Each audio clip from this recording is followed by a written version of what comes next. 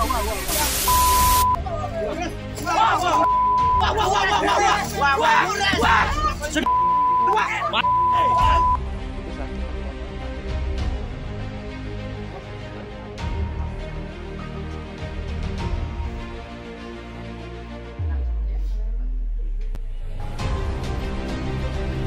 assalamualaikum warahmatullahi wabarakatuh. Kembali lagi bersama saya Diki Wahyudi dalam wawancara eksklusif ya. Saat ini saya berada di rumah sakit Lombok Barat ya, rumah sakit milik pemerintah. Di sini tempat dirawat dari SN yang merupakan terduga pelaku kasus pencabulan dengan korban anak kandungnya sendiri. Baik, sebentar lagi saya akan mengajak Anda untuk mewawancara secara eksklusif dengan terduga pelaku. Ikuti terus.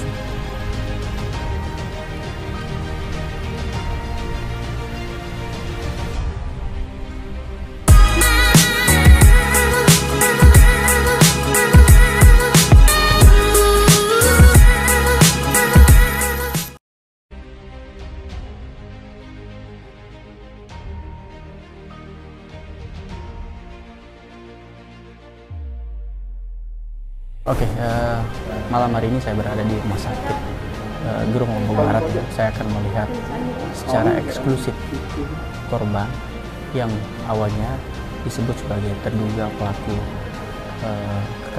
pencabulan dengan korban anak kandung. Ikuti terus di belakang saya tepatnya ya.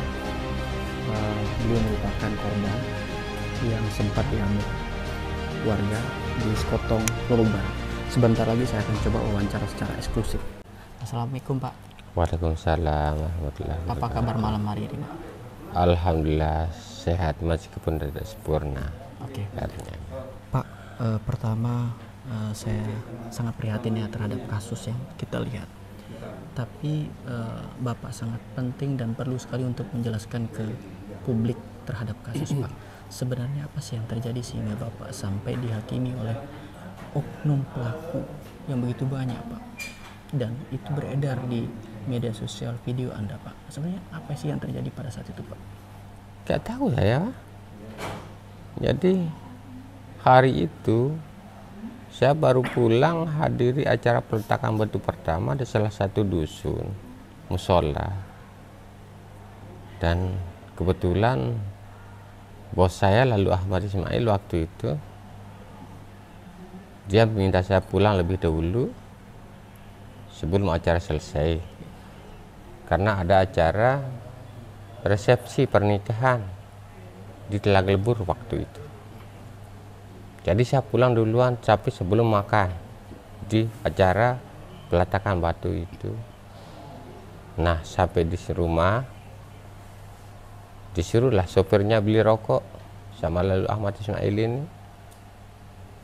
Penuh sana pencipta lagu, kebetulan beliau menyalon bupati besok ini, jadi disuruh bikin lagu untuk calon bupati gitu.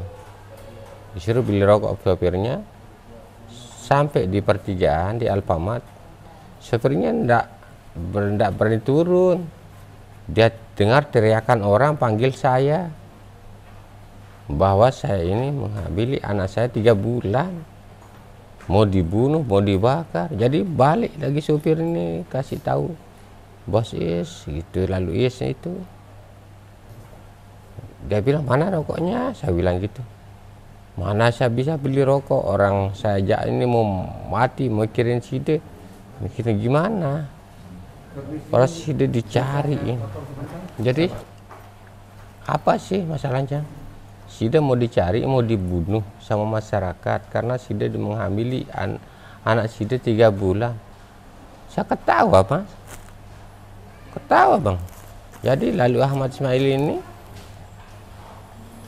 bertanya, lo kenapa ketawa? Loh saya enggak benar Bang, bila bos gitu kan. Gimana saya menghamili anak saya? Saya enggak pernah menghamili. Kok bisa-bisanya seperti itu diberitakan, sampai saya mau dibunuh, saya mau dibakar rumah saya. Kok begitu ya? Saya sampai disuruh menghindar sama lalu sini, tapi oh enggak, saya enggak. Harus saya temui, pastilah anak-anak saya lah yang ke sana itu ke rumah saya. anak saya yang sering saya tolong. Ya jelas, itu betul. Oke, kalau boleh tahu Pak, anak Bapak berapa sih? Anak saya 3. 3. Cewek 1, yang nomor 2. Oke, Pak, berarti informasi yang berkembang itu tidak benar? Tidak benar sama sekali. Apa kira-kira yang ingin Anda sampaikan dalam kesempatan saat ini, Pak? Dari kejadian yang kemarin dan untuk memperbaiki nama Bapak di masyarakat di sana.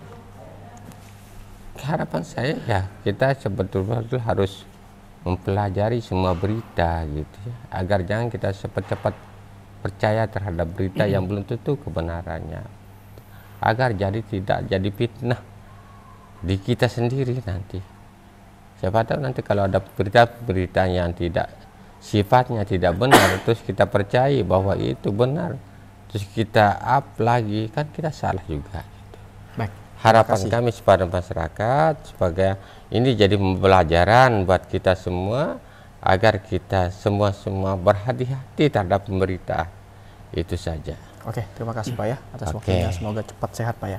Amin. Baik, itu dia wawancara kita secara eksklusif.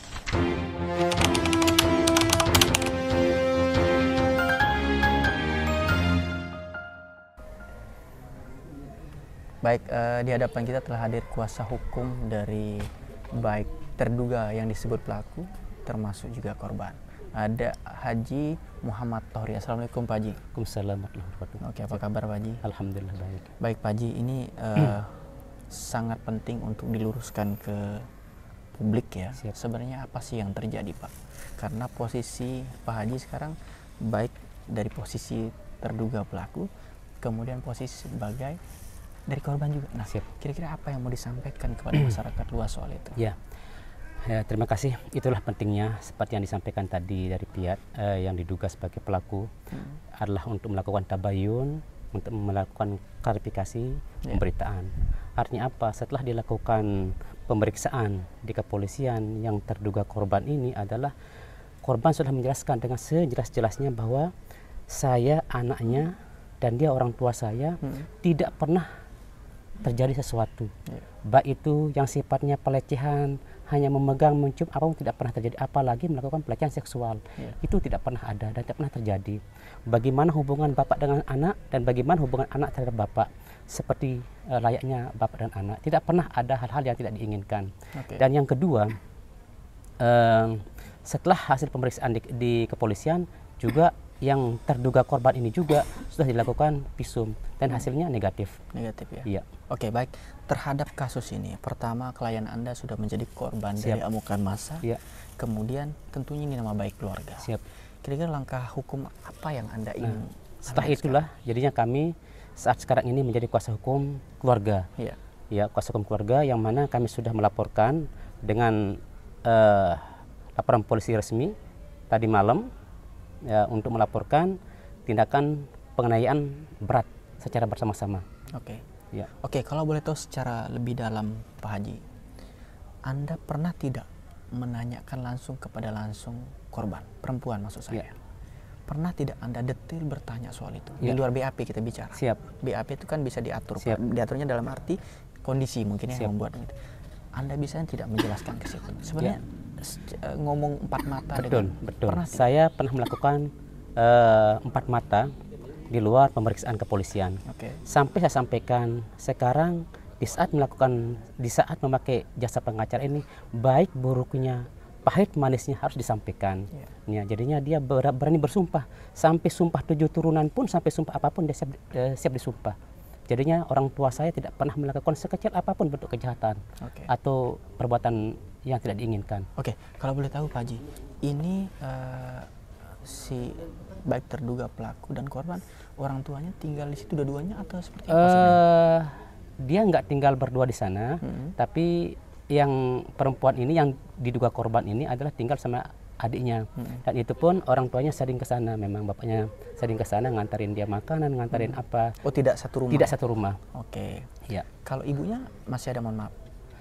Kebetulan orang tua dari yang terduga korban ini dia sudah cerai. Sudah pisah ya. Berarti dia tinggal berdua sama adiknya? Iya, sama adiknya. Yang korban? Iya, siap. Baik, kalau boleh tahu, Anda pernah tidak menanyakan langsung hal ini kepada adiknya yang sebagai saksi di situ tempat tinggal? Sampai sekarang saya belum ketemukan adiknya. Itu masih sangat Ya, kecil ya? siap. Oke, Pak Haji, pernah tidak Anda bertanya langsung kepada terduga pelaku lebih dalam ngobrolnya mungkin? Anda ngomong empat mata, menanyakan sebenarnya apa yang terjadi? Ini di Ya. luar upaya hukum yang Anda lakukan. Seperti yang kami sampaikan tadi, kami sudah ngomong empat mata dengan minta dengan sejujurnya, dengan terbuka.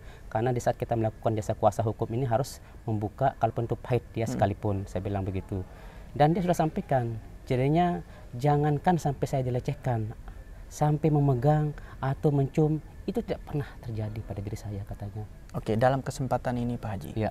apa yang Anda ingin sampaikan ke masyarakat luas yang sudah menonton, melihat video yang begitu luar biasa? Ya, jadi harapan kami selaku kuasa hukum sebagai wakil daripada keluarga bahwa itulah pentingnya tabayun ya, ingin mengklarifikasi pemberitaan. Ya. Nah, sehingga jangan sampai nuansanya politik, nuansanya ingin menjatuhkan oknum atau menjatuhkan salah satu bakal calon misalnya dengan cara yang tidak dibenarkan.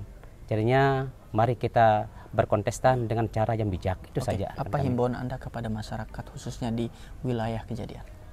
Ya, himbauan kami adalah supaya jangan main hakim sendiri, itu saja Oke. yang paling penting. Oke, kalau boleh tahu berapa orang yang Anda lapor dalam kasus ini?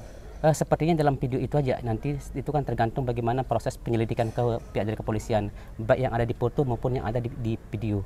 Dan nanti kalau bisa jadi di antara yang semua di video, karena kami lihat dari video itu semua telah melakukan penganiayaan, ya sebagian besar. Oke. Ya, Termasuk yang memosting. siap. Baik, terima kasih Pak Haji Tohari, ini merupakan sahabat saya lama. Sampai ketemu di edisi berikutnya. Saya Diki Wahyudi pamit undur diri. Wassalamualaikum warahmatullahi wabarakatuh.